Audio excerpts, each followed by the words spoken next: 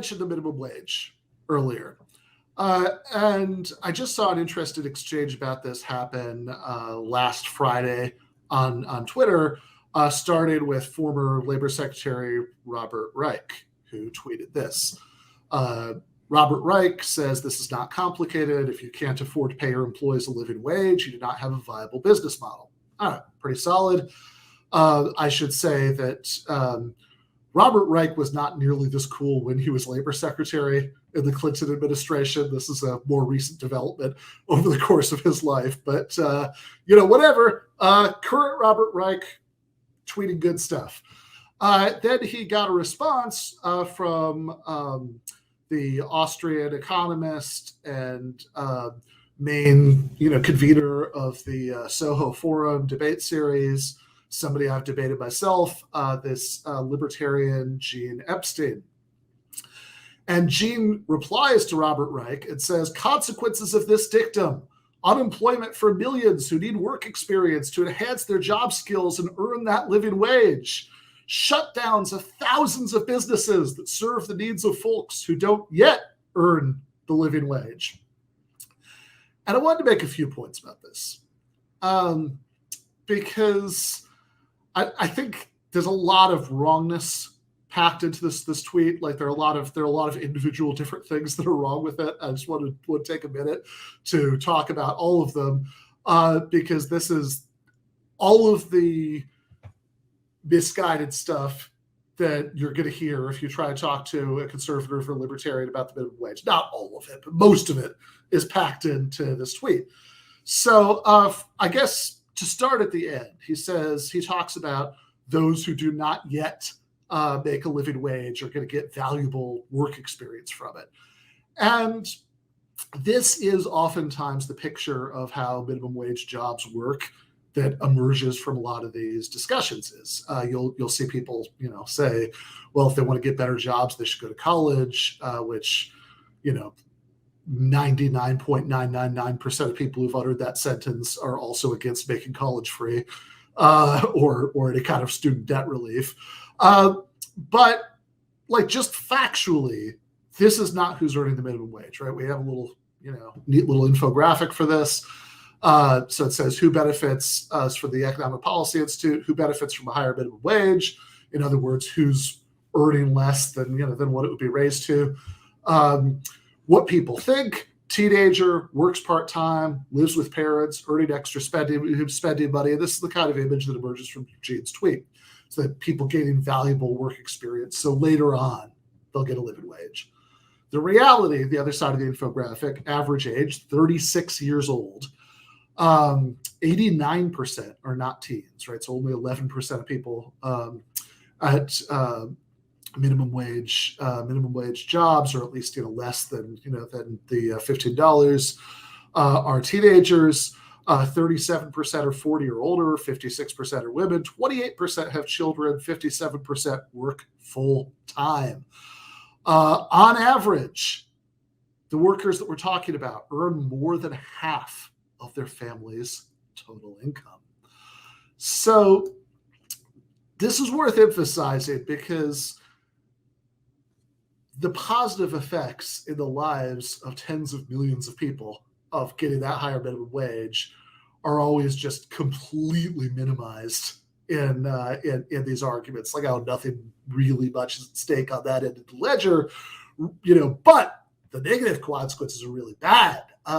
You're actually going to be hurting the people that you intend to help, which every single person who's ever said that has, said it as if this is the first time that the listener had ever heard it said. You're hurting the very people that you intend to help because millions of people will be put out of work. So a few points about this. First of all, the jump from businesses that can't afford, $15 an hour or whatever, whatever minimum wage or higher wage we're talking about, will be put out, will have to shut their doors.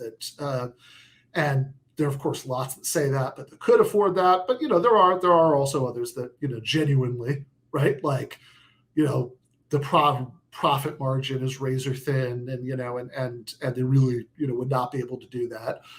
But there's this huge leap from the premise that there are at least some businesses that would not be able to compete given this higher minimum wage. Their business model rests on paying people poverty wages that would be put out of business, and the conclusion that therefore there are going to be these catastrophic employment effects for millions of people.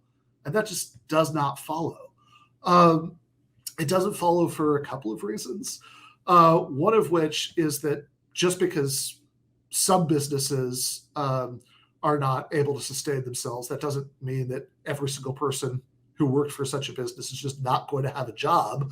That's like if you're assuming a smaller business goes out of business and is replaced by nothing, that might be the case. But if you're assuming, that they'll, that their market share will be eaten up, by companies that can't afford that, then that not necessarily so. Now, you might say what you're really concerned with is small business owners. I think in the Charlie Kirk debate, it became very clear that when he talks about, populism, ordinary people going against the elites, the non-elites he's thinking of are small business owners, not workers. But, if who you really care, that was my take anyway. People can judge for themselves. But if you really care about small businesses so much, right, that's a higher priority to you, right? That small businesses stay in business, the smallest ones, the ones least able, to make a profit, stay in business. If that's a higher priority for you than the welfare of workers, then okay, fine. But say that, right? Don't pretend that the issue is about workers, that you're concerned with the workers, when really your concern is with the small businesses. Just be real about what we're talking about here, and then we can have a discussion about that. Another point about this: if we've separated out those questions, this claim that millions of people are going to be out of work is extremely empirically sketchy. So there is, if you want to read a bunch about the research about this all at once, there is this. This is put out by the Center for Economic Policy Research, CEPR, I guess. It's a paper from 2013 called "Why Does the Minimum Wage Have No Discernible Effect on Employment?" And of course, that's 8 years ago, but also, it's talking about decades of research that had happened up to that point. And I think since then, it's largely the same picture.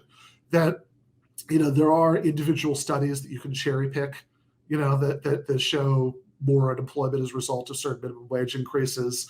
That happens.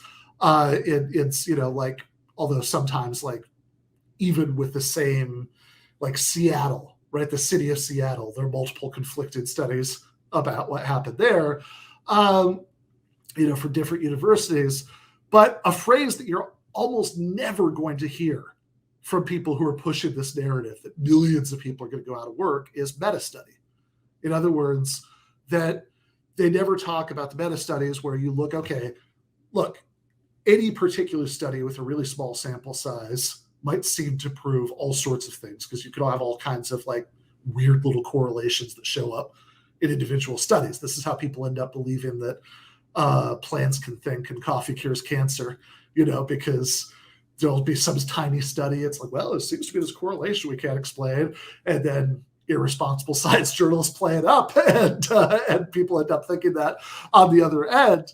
But what you really want to look at are meta studies, where you aggregate information from a ton of different studies and see what on average it seems to show. And by and large, meta studies, since, there was this decades ago, there was this classic study, Card and Kruger, who looked at neighboring counties on the Pennsylvania-New Jersey state line. One of them had raised the minimum wage, the other one hadn't. And they seemed to show that there was not, in fact, any noticeable effect on restaurant employment, which was something that was really predicted there.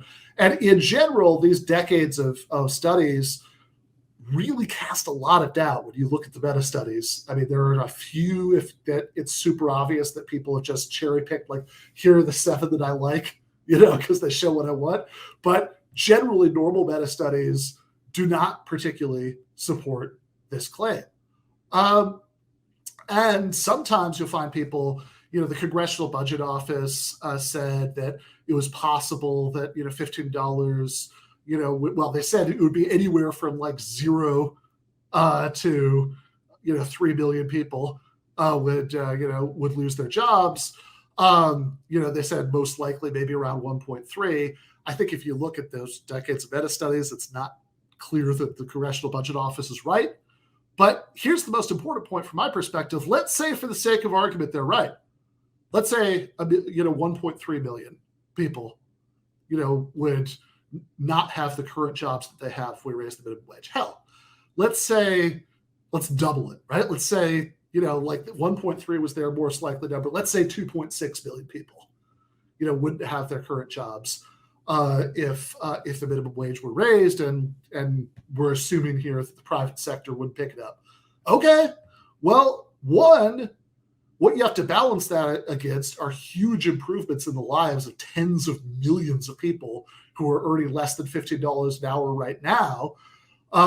And it seems like that alone, there's a reasonable, I think that alone is fatal to the idea that it's just straightforwardly, unambiguously true that you're hurting the people that you want to help. But also, hey, all right, let's say 2.6 million people. You don't think that there's enough to do to have public works programs to give 2.6 million people jobs?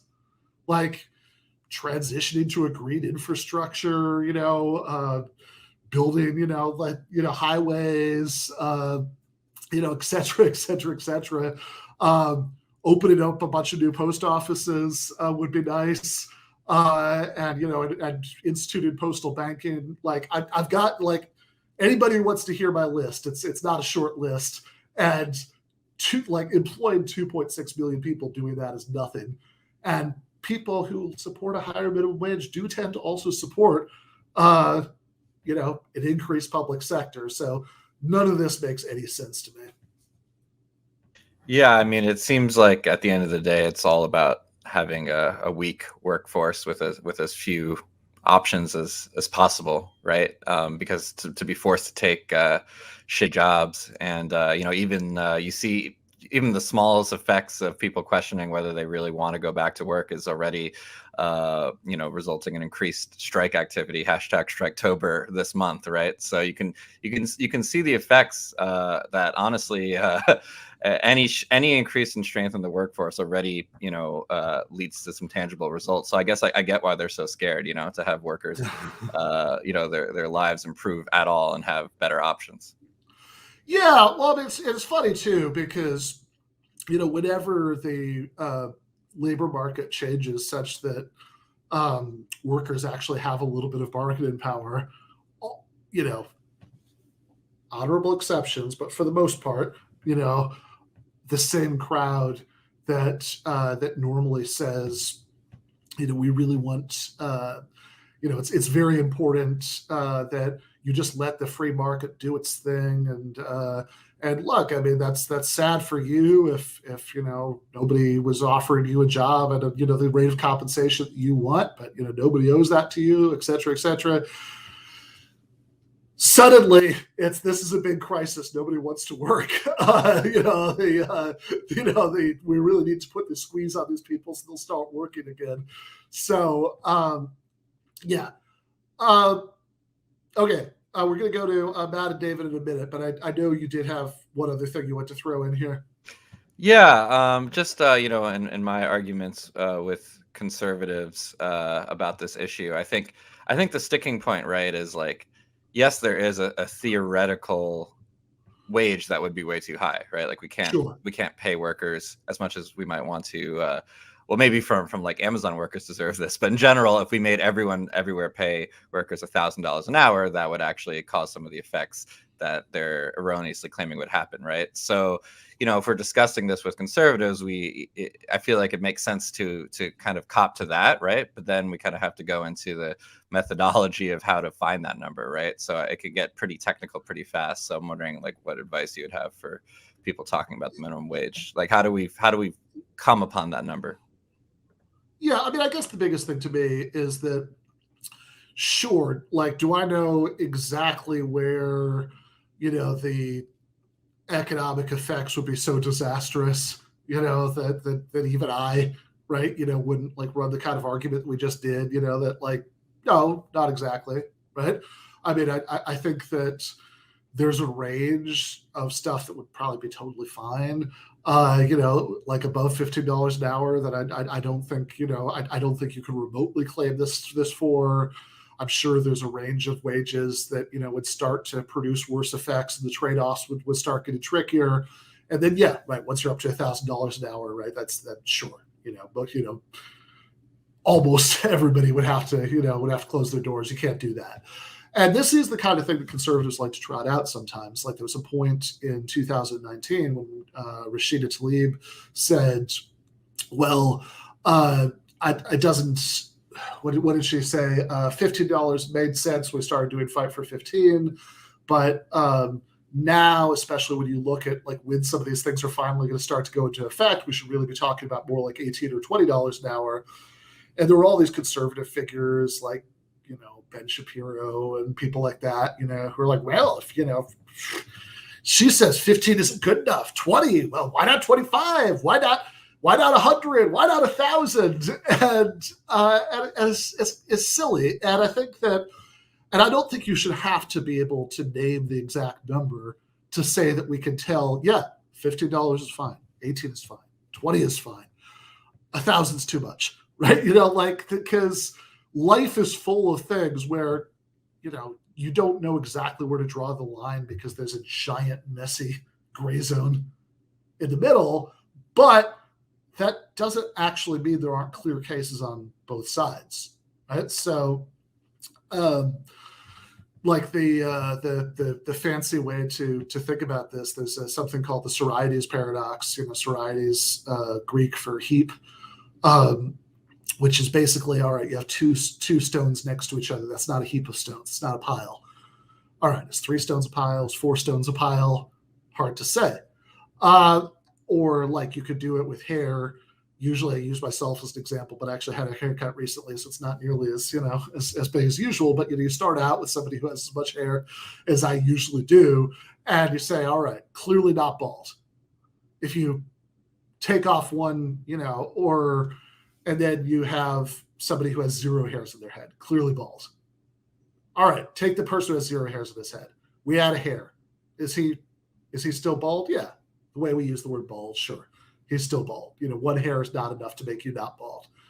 How about 2? How about 3? How about 4? Well, none of these seem like they should, that seems silly to say 3 hairs. 3 hairs is consistent with being bald. But 4 isn't, right? That seems ridiculous. And so you might be tempted to say, well, 1 hair more or less can never make a difference. And that sounds plausible, that 1 hair is never enough to make a difference. So if X number of hairs makes you bald, X plus 1 still makes you bald.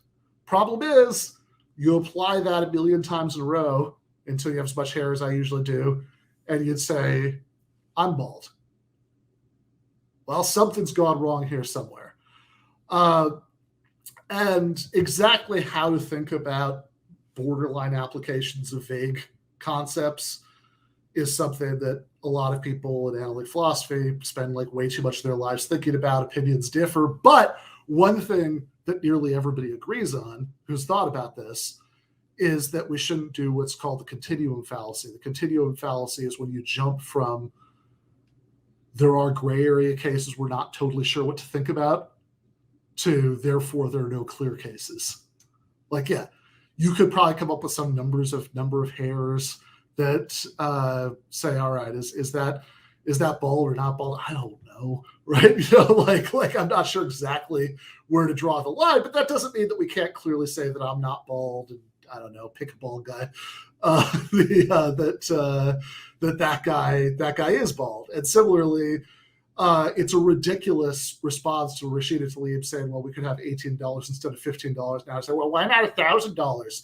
Because it's the continuum fallacy.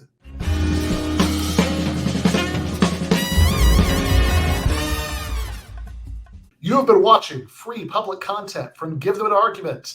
To access every single episode of the show, the main show on Monday nights, all of the streams, all of the debate breakdowns, all of the patron-exclusive post-games on Monday nights, all of the patron-exclusive bonus episodes every week, and much, much more, go to patreon.com/Ben Burgis. I cannot resist ending this with, don't be foolish.